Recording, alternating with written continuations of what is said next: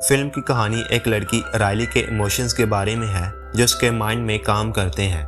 जब वो पैदा हुई तो उसका पहला इमोशन खुशी था और दूसरा सैडनेस। उसके माइंड में और भी इमोशंस डेवलप होते गए जैसे कि एंगर और टेरर। फेयर उसकी हेल्प करता है कि वो रॉन्ग डूइंग से बचे। एंगर उसकी हेल्प करता है कि वो अपनी डिसलाइक एक्सप्रेस करे। हैप्पीनेस उसकी हेल्प करती है कि वो हर हाल में खुश रहे। मेमोरीज का वर्ल्ड उसके माइंड में छोटी दुनिया बनाता है, वो चीज़ें जो उसको रोजाना करना पसंद है जैसे कि फैमिली का वर्ल्ड, फ्रेंड्स का वर्ल्ड और प्लेइंग का वर्ल्ड। एडिशनली मेमोरीज का वर्ल्ड उसकी लॉन्ग टाइम मेमोरी को फिक्स करता है ताकि जब वो बड़ी हो जाए तो इन चीज़ों को याद रखे। राइली अपने घर जा रही थी आज अपने पुराने घर को छोड़कर। उसके माइंड के इमोशन समझ नहीं पा रहे थे कि राइली की मदद कैसे करें। सरकमस्टेंस को एसेस करने के बाद उनके लीडर हैप्पीनेस ने बाद में राइली को हैप्पी फील करने में मदद की। घर में बहुत प्रॉब्लम्स होने के बावजूद राइली ने प्लेइंग मेमोरीज को वर्ल्ड ऑफ मेमोरीज से लाई। खेलते वक्त पूरी फैमिली का ध्यान सैडनेस से हट गया। बाद में जब उसके फादर को किसी वजह से जाना पड़ा तो वो सैड फील करने लगी। हैप्पीनेस ने उसको पिज़्ज़ा की मेमोरी याद दिलाई और उसको हैप्पी कर दिया। हैप्पीनेस कभी राइली को सैड नहीं होने देती और ना ही सैडनेस को उसकी मेमोरी को टच करने देती है, क्योंकि सैडनेस का टच पूरी सिचुएशन को डिप्रेसिंग बना देता है। रात को उसकी मॉम उसकी तारीफ करती है कि वो पूरा दिन अच्छा बिहेव करती रही। बाद में राइली सो जाती है और उसके माइंड में मेमोरीज का ट्रेन रुक जाता है। ड्रीम्स का काम शुरू हो जाता है। सुबह हैप्पीनेस की वजह से उसका दिन अच्छा गुजर रहा था। वो अपने नए स्कूल में भी अच्छा कर रही थी, लेकिन गलती से सैडनेस उस मोमेंट को टच करती है और वो अपने पुराने स्कूल और घर को याद करके रोने लगती है। माइंड में हैप्पीनेस सैडनेस को बहुत डांटती है और जब वो राइली की मेमोरी को फिक्स करने के लिए जाती है, एक ट्यूब के थ्रू हैप्पीनेस के साथ सैडनेस भी माइंड के मेन ऑफिस से माइंड के उस पार्ट में पहुंच जाती है जहां अनफॉरगेटेबल मेमोरी स्टोर होती हैं।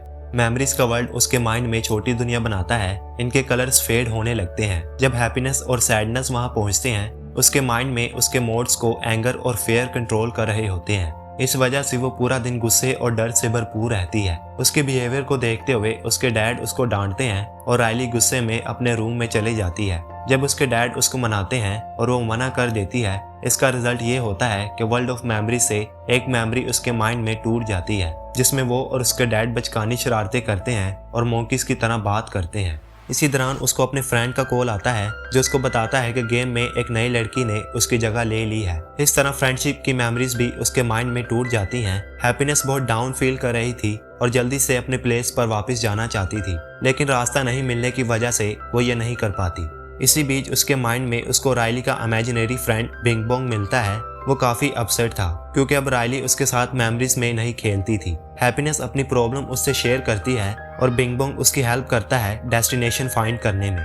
राइली के माइंड के कुछ पार्ट से गुजरते हुए वो उसके ट्रेन ऑफ थॉट तक पहुंचते हैं। ट्रेन उनकी मदद करती है डेस्टिनेशन तक पहुंचने में, लेकिन ट्रेन चली गई होती है क्योंकि वो लेट पहुंचे थे। बिंग बोंग देखता है कि राइली की मेमोरीज टूट रही हैं जहां राइली और वो खेलते थे। ये सब देखकर वो काफी अपसेट हो जाता है। हैप्पीनेस उसको हैप्पी करने की कोशिश करती है, लेकिन सब बेकार होता है। बाद में सैडनेस उससे बात करती है और उसकी प्रॉब्लम सुनती है। बिंग बोंग इससे बेटर फील करता है और उसका मूड इंप्रूव हो जाता है। हैप्पीनेस ये देखकर शॉक हो जाती है क्योंकि वो सैडनेस को बेकार समझती थी, लेकिन सैडनेस ने बिंग बोंग का मूड बहुत अच्छे से इंप्रूव कर दिया था। ये सोचते हुए वो राइली की मेमोरी की ट्रेन ढूंढ लेते हैं। वो उस पर चढ़ जाते हैं खुशी से कि वो जल्दी अपनी डेस्टिनेशन पर पहुंच जाएंगे। क्योंकि राइली का स्लीपिंग टाइम होता है तो ट्रेन ऑफ थॉट उसके माइंड में रुक जाती है और ड्रीम स्टार्ट हो जाते हैं। उसके ड्रीम में उसका इमोशन फेयर उसको कंट्रोल कर रहा होता है। जैसे ही ट्रेन ऑफ थॉट्स रुकती है, हैप्पीनेस और सैडनेस काम करना बंद कर देते हैं। उनको आइडिया आता है कि उनको उसके ड्रीम में एंटर करने के बाद जगाना पड़ेगा ताकि ट्रेन शुरू हो सके। उसको ड्रामना करने के बाद वो उसके माइंड के एक जोकर की मदद से उसको जगाते हैं। आखिरकार में जैसे ही वो जागती है, ट्रेन शुरू हो जाती है, लेकिन वो इमोशन एंगर से कंट्रोल हो रही होती है। वो जल्दी जागने पर गुस्से में आ जाती है और एंगर उसके माइंड में कहता है कि इस शहर में तुम्हारे साथ कुछ अच्छा नहीं हो रहा, इसलिए वापस अपने पुराने घर चली जाओ। राइली एंगर से सहमत होकर अपना सामान पैक करने लगती है। वो अपनी मॉम के बैग से कार्ड चुरा लेती है ताकि टिकट खरीद सके। कार्ड चुराते ही उसके माइंड में ऑनेस्टी का ब्रिज भी टूट जाता है। वो ब्रिज जहाँ उसकी ट्रेन ऑफ थॉट गुजर रही होती है और ये ब्रिज उसके थॉट्स को कॉन्फिडेंस देता था। जो कुछ भी वो करती थी वो अच्छा होता था, इसलिए ट्रेन ऑफ थॉट स्मूथली गुजर जाती थी। जैसे ही ब्रिज टूट जाता है, ट्रेन रुक जाती है और उससे हैप्पीनेस, सैडनेस और बिंग बोंग गिर जाते हैं।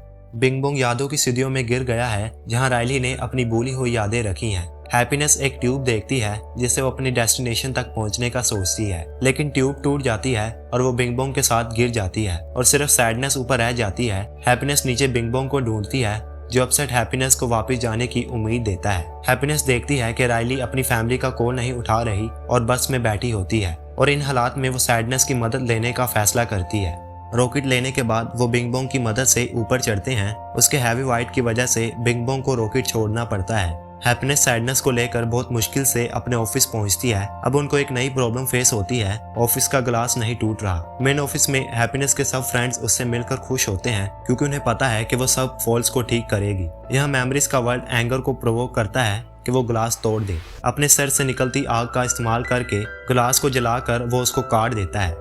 जल्दी से अंदर इंटर करने के बाद हैप्पीनेस सारे टास्क सैडनेस को असाइन करती है। सैडनेस रायली के माइंड से वो सारी थॉट्स वाइप कर देती है जो एंगर ने उसको दी थी। वो उसको अपनी फैमिली की अच्छी चीजें याद दिलाकर उदास करती है। सैडनेस के इन एक्शन से रायली बस को रोक देती है और रियलाइज करती है कि वो गलत थी। घर वापस जाते हुए वो अपने पेरेंट्स को इन्फॉर्म करती है कि वो अपनी सारी पुरानी चीजें याद कर रही है। वो अपना घर, स्कूल और फ्रेंड्स याद कर रही है। उसके पेरेंट्स भी रियलाइज करते हैं कि ये सब रायली की गलती नहीं थी।